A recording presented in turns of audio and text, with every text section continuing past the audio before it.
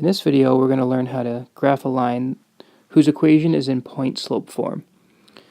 Now that tends to be really easy once students get some fluency in understanding what this representation of a line tells us.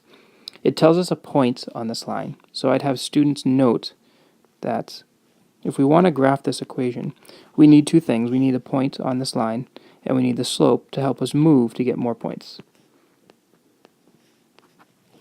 So, by understanding the form of this equation, students hopefully arrive at the fact that the x-coordinate that's represented in this equation is -2, and the y-coordinate is a 3. And again, remember it's a -2 because that x plus 2 is really the result of doing x minus a -2.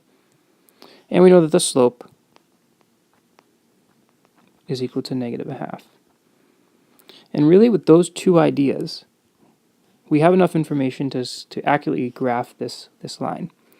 Now a couple things to point out. One is that clearly if students mess up by maybe writing down the point wrong and using the slope, they're going to get a line that's does not correspond to this one.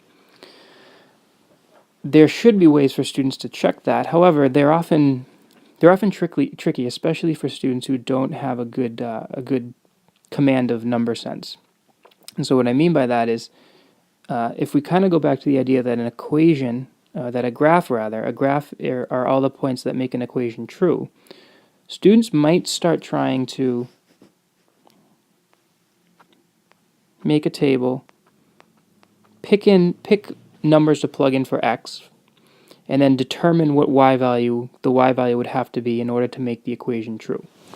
The problem is, only a really strong student would be able to sort of pick the correct x values to plug in. And when I say correct, I mean that plugging a number like 1 in for x is a bad idea, because what happens is you get this expression on the right-hand side, -1, so it would become, on the left-hand side, -1/2 times 1 plus 2. And we see that when you simplify that, you're going to end up getting a fraction. There's nothing wrong with fractions, it's just that they don't help us graph easily because, well, we're given lattices here, and graphing plotting points that have fractions in their coordinates is just not something that's reasonable to do. So we try to encourage students to really get comfortable with recognizing the form of this line, writing down the point, and writing down the slope, and then using that information to get an accurate graph. We'll see later that there are other ways to represent lines, and in those forms, it may actually be beneficial to sort of go back to the basic principle of making a table to graph. But this is sort of one situation where knowing the structure of the equation is much more beneficial and makes students' lives much easier. So we plot the point -2, 3, and we move down 1 and right 2 to get more points.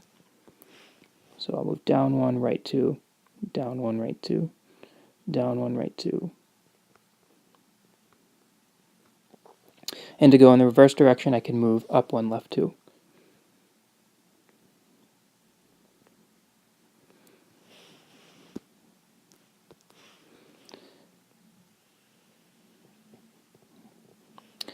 And so graphing a line that's in point-slope form is actually pretty painless so long as you recognize the structure and what information you can get out of that equation.